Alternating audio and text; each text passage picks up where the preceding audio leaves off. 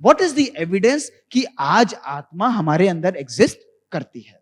और बड़ी लॉजिकली हम देखें तो हमेशा लेबल जो है वो आत्मा को दिया जाता है शरीर को। मैं आपको एग्जांपल देता हूं, ये महान आत्मा है या महान शरीर है? बताइए। महात्मा। ये पुण्य आत्मा है या पुण्य शरीर है? बताइए। पुण्य आत्मा, महान आत्मा, देव आत्मा, पाप आत्मा, संज्ञाएं आत्मा को दी जाती हैं, शरीर को कभी भी नहीं दी जाती हैं। तो बाय लॉजिक एंड अंडरस्टैंडिंग हम समझते हैं ये जो तीनों मैनिफेस्टेशन है, माइंड, इंटेलेक्ट एंड रिजॉल्व्स, मन, बुद्धि और संस्कार, एनाटॉमी में कोई ऐसा पार्ट ब्रेन के अंदर नहीं है जो इन तीनों की फंक्शनैलिटी को इंटीग्रेट कर पाया हो। उसको हम लोग कॉन्शियसनेस, सोल, स्पिरिट, साइकी और बीइंग कहते हैं। और 4 एविडेंसेस आज साइंस क्लियरली हमारे सामने रखती है, क्लियरली हमारे सामने। पहली एविडेंस होती है बाय लॉजिक, दूसरी एविडेंस है by stories of birth and rebirth, तीसरी एविडेंस है near end of life and out of the body experiences, and चौथी है डायरेक्ट एविडेंस यानी functional MRI and electrode studies. और बड़ी लॉजिकली, जो डॉक्टर नहीं भी हैं वो इसको बड़ी स्पष्ट रूप से समझ सकते हैं। पहली लॉजिकल एविडेंस मैंने आपको समझाई of this dissection of the human body, dead body versus a living body. बाहर गाड़ियां अलग अलग प्रकार की खड़ी हैं। जब गाड़ी का, चाहे मारुति खड़ी हो, चाहे मर्सिडीज खड़ी हो, चाहे ह्यूंडई खड़ी हो, लेकिन गाड़ी की ब्यूटी कब आती है? जब उसके अंदर कौन बैठेगा? बताइए, कौन बैठेगा? ड्राइवर। जैसे ही ड्राइवर बैठेगा वो गाड़ी आरंभ हो जाती है, चालू हो जाती है और उसकी फंक्शनैलिटी, हॉर्न बनने लगेगा, उसका म्यूजिक सिस्टम बजेगा, और जैसे ही उसके अंदर से ड्राइवर बाहर आ जाता है वो गाड़ी डेड हो जाती है, उसकी फंक्शनैलिटी खत्म हो जाती है। इसी तरह जब हमारे शरीर के अंदर एक एनर्जी आती है, वो हमारी एनर्जी हमारे शरीर को कार्यान्वित करती है। और इसका प्रूफ मैं आप सबको बताता हूं, जो पूरे दिन आप लोग अपने शब्दों में इस्तेमाल भी करते रहते हैं, और आप सब लोग इन शब्दों को ध्यान से सुनिएगा। जब हम बात करते हैं, हम क्या शब्दों का प्रयोग करते हैं? मैंने अपनी आंखों से देखा है या मैं आंखों ने देखा? बताइए, बताइए, जोर से बताइए फटाफट। मैंने अपनी आंखों से देखा। हम कभी ये नहीं बोलते मैं आंखों ने ये देखा, हम फिर दोबारा बोलते हैं मैंने अपने कानों के द्वारा सुना, मैंने अपने मुख से इसको चखा, मैंने अपने हाथों के द्वारा ये कार्य किया, मैं अपने पांव के द्वारा यहां पर चल के आया। हम कभी ये नहीं कहते मैं आंखों ने ये देखा, मैं मुंह ने ये खाया, मैं कानों ने ये सुना, मैं हाथों ने ये किया, मैं पांव यहां पर चल के आया। अर्थात अब शब्दों को जब हम विच्छेद करते हैं, मैंने अपने हाथों के द्वारा देखा, यानी ये हाथ किसके हैं? मेरे हैं। इन हाथों को मैं इस्तेमाल कर रहा हूं। इसी तरह एनर्जी क्या कहती है? मैंने अपनी आंखों के द्वारा देखा, अर्थात मेरे अंदर कोई एनर्जी बैठी है जो कहती है ये आंखें मेरी हैं, मैं इनके द्वारा देख रहा हूं, ये हाथ मेरे हैं, इनके द्वारा मैं कार्य कर रहा हूं, ये पांव मेरे हैं, इनके द्वारा मैं चल रहा हूं। तो वो मैं कौन है? हम उसको एक एनर्जी कह देते हैं, उसको हम लोग गॉड स्पॉट कह देते हैं, उसको हम लोग कोई भी चीज कह देते हैं, हम इस पे एक क्वेश्चन मार्क लगाकर छोड़ देते हैं। यानी लॉजिक ये कहता है, साइंस पे अभी हम नहीं आए, लॉजिक हमारा ये कहता है कि शरीर को चलाने वाली एक सत्ता होती है, एक एनर्जी होती है, जिसको हम आत्मा भी कह सकते हैं, कोई भी नाम हम लोग दे सकते हैं। और वो आत्मा कभी नहीं मरती, वो शरीर मरता है। तभी शरीर जब खत्म हो जाता है तो उसको जला दिया जाता है, उसको दफना दिया जाता है, या उसको किसी भी तरह खत्म कर दिया जाता है। लेकिन एनर्जी, कॉन्शियसनेस अपने साथ संस्कार ले जाती है। दूसरी एविडेंस जो साइंस हमारे सामने रखती है वो है incidents of birth and rebirth that prove evidence of soul. आत्मा कैसे? अब आप देखिए, ये प्रैक्टिकल एक्सपेरिमेंट है which is described in the literature life before life. This is a beautiful book written by professor James B Tucker. उन्होंने एक story में आपको सुना रहा हूं। एक मां अपने छोटे से बच्चे का डायपर चेंज कर रही थी। मां अपने छोटे से बच्चे का डायपर चेंज कर रही थी। उस बच्चे का नाम था सैम टेलर। और वो जैसे ही बच्चे का डायपर चेंज कर रही थी तो वो बच्चा मुस्कुराती हुई अपनी मम्मी से बोला कि मम्मी, जब मैं तुम्हारी उम्र का था तो मैं तुम्हारे डायपर चेंज किया करता था। तो मां एकदम हैरान हो गई। वो बच्चा जो था वो अपने ग्रैंडफादर की पिक्चर 20 लोगों, छोटा सा बच्चा अपने बिना दिखाए अपने ग्रैंडफादर की पिक्चर 20 से 30 लोगों की पिक्चर के बीच में से इजीली पिकअप कर लेता था। उनके संस्कारों को रिजेंबल करता था, उनकी सारी हैबिट्स उसके अंदर थी। और उन्होंने जब इसको इंट्रिकेटली स्टडी किया तो इट इज इम्पॉसिबल, उन्होंने कहा साइंस ये एक्सप्लेन नहीं करती कि इतना छोटा सा बच्चा जिसको कोई भी ज्ञान दिया ना गया हो, वो अपने ग्रैंडफादर को रिकॉग्नाइज भी कर ले, उनकी सारी हैबिट्स और ट्रेड्स, उनकी सारी हैबिट्स और ईटिंग हैबिट्स, उनकी स्लीपिंग हैबिट्स सारी उसके अंदर आई हो। दैट मीन्स कहीं ना कहीं जो इसके अंदर एनर्जी जो इसको चला रही है, वो जरूर उस आत्मा का कुछ पार्ट लेकर आई है या कुछ संस्कार लेकर आई है। इस तरह के न्यूमरस एक्सपेरिमेंट्स जब आप नेट पे भी टाइप करेंगे, लाइफ बिफोर लाइफ, और मैं आपको प्रैक्टिकली बताता हूं, प्रैक्टिकली पूछता हूं।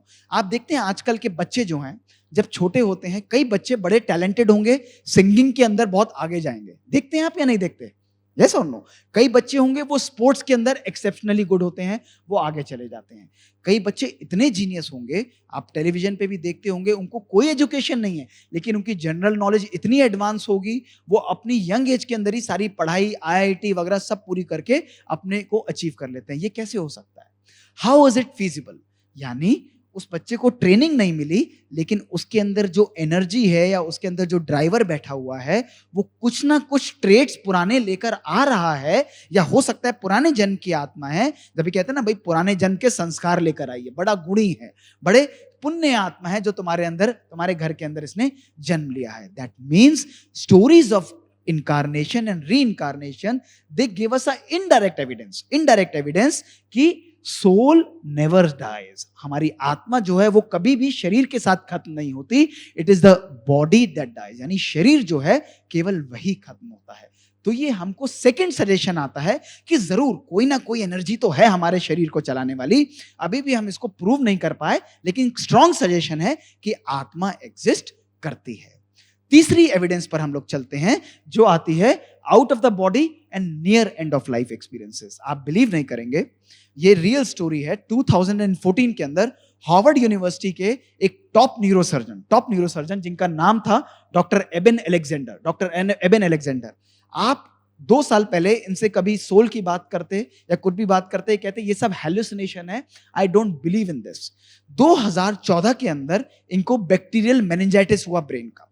बैक्टीरियल मेनिंजाइटिस के बाद इनको unbelievable out of the body experiences हुए, and this is the most credible account that he confirms of that the life after life exist. यानी आत्मा का क्लियर एंड डायरेक्ट एविडेंस इन्होंने स्ट्रांगली सजेस्ट किया, and he has been practising neurosurgery in America for last 25 years. जब bacterial meningitis इनको हुई, जिसके अंदर हमारा ब्रेन प्रैक्टिकली इनका डेड हो गया था, the chances of survival that were given to his family were less than 1%। उसके बाद जब हीलिंग इनकी हुई, नेचुरल हीलिंग इनकी हुई, तो इन्होंने डिस्क्राइब किया कि when he was in coma for 7 days by severe bacterial meningitis, he experienced a vivid journey into what he knew was after life, visiting both heavenly and non heavenly realms. After returning to his body, he gave a miraculous healing, experiencing a miraculous healing against all odds. He wrote a beautiful book called Proof of Heaven, और इन्होंने इसमें बताया कि experience of after life, यानी मेरी आत्मा का जो एक्सपीरियंस था, it was so real and expensive कि living in this human age on this earth seems like an artificial dream in comparison to what was the journey of soul. This was the experience of a 50-year-old neurosurgeon जो आत्मा में कभी believe नहीं करता था। उन्होंने ये भी बताया, the fabric of afterlife, यानी जो उसका चोला था, that was of only pure love. और इसकी क्रेडिबिलिटी को साइंस के अंदर पॉइंट और काउंटर पॉइंट से स्टडी भी किया गया, और इसको अकाउंट किया गया कि this was the most credible account of the existence of soul ever describe by anybody in this earth, जिसको साइंस ने clearly last year psychology association के अंदर एक्सेप्ट भी किया।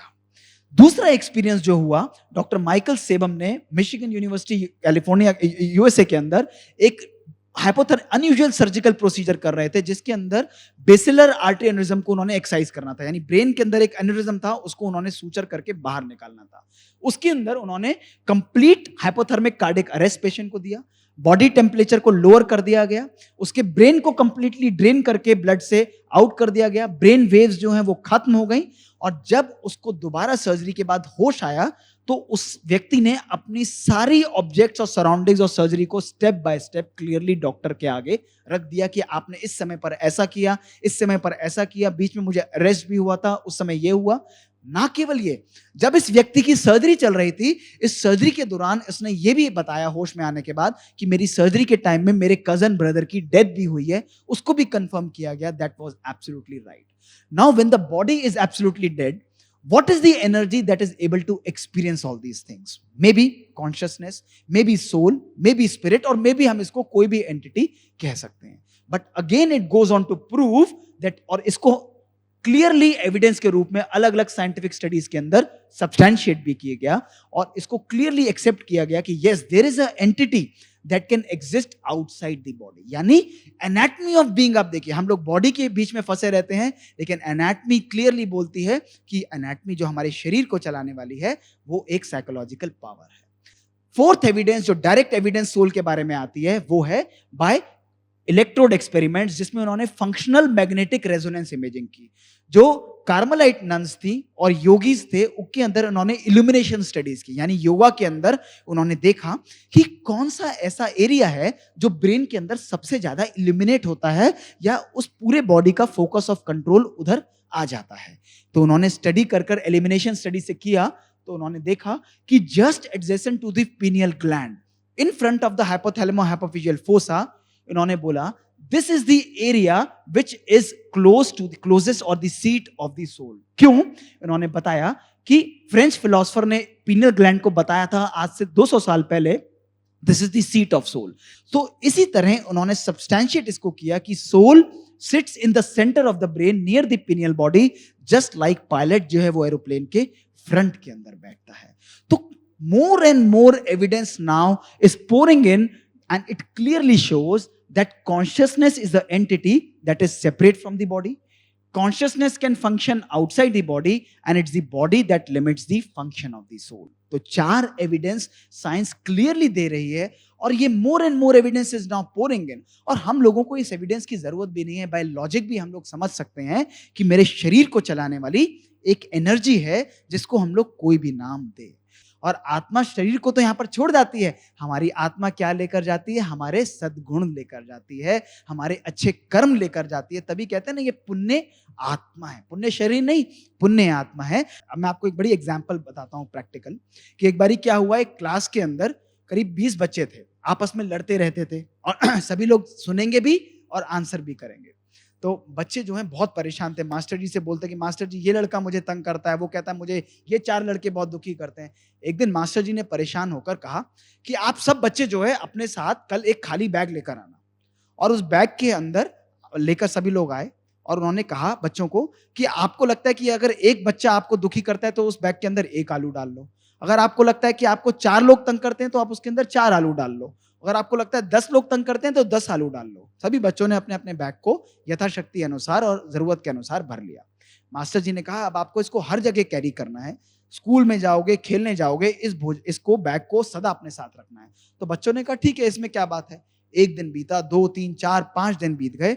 6ठे दिन जब वो लेकर आ रहे थे तो थकान महसूस हो रही थी. उन्होंने मास्टर जी को कहा कि ये क्या है, और जिनके पास ज्यादा आलू थे वो सड़ने भी लग गए थे, उनको बदबू भी उसके अंदर से आ रही थी. ज्यादा आलू थे, ज्यादा बदबू आ रही थी, कम थे, कम आ रही थी, लेकिन आ सबको रही थी. उन्होंने 7वें दिन परेशान होकर कहा मास्टर जी हमसे नहीं होता, हमको समझाओ. तो उन्होंने कहा मैं आपको समझाता हूं. आप देखो जब आप बुराई को कैरी करते हो तो वो क्या करती है, किसको नुकसान पहुंचाती है? सबसे पहले हमको पहुंचाती है. अब मैं आप लोगों से एक बात पूछूंगा और सभी लोग जो आगे पीछे बैठे हैं ना इसका आंसर करिएगा. कभी कभी अगर एक व्यक्ति ने आपको 1 साल पहले कुछ बुरा कहा हो, या 6 महीने पहले बुरा कहा हो, या 5 साल पहले आपके लिए कुछ बुरा कहा हो, करा हो, और सडनली 1 साल बाद वो व्यक्ति आज आपके सामने यहां पर आ जाए, सडनली आपके सामने यहां पर आ जाए, कैसी फीलिंग्स आप एमिट करेंगे? ऑनेस्टली बताइए. गुस्सा आएगा या नहीं आएगा? पुरानी बात ध्यान आएगी या नहीं आएगी? सभी को एग्रीड? यस और नो? क्यों आलू कैरी कर रहे हैं हम लोग भी? कर रहे हैं ना सब लोग? यही हमारे साथ प्रॉब्लम होती है. हमारी pathology and microbiology human mind की क्या है कि हम लोग अपने मन पर दूसरे की बातों का, नेगेटिविटी का बोझा कैरी करते रहते हैं, है ना. हर व्यक्ति का मन, आत्मा इतनी सुंदर है, केवल नेगेटिविटी उसके ऊपर चढ़ी हुई है ना. उस नेगेटिविटी को जब हम हटाएंगे तो हमारे अंदर से प्रज्वलित सुंदर सी आत्मा निकलती है, जिसका कर्म, जिसके बोल, जिसके जो भावनाएं, जिसके संस्कार बहुत पावरफुल हैं। तो केवल उस नेगेटिविटी को हमें हटाना है, उस आत्मा को नेगेटिव चीजों से मुक्त करना है।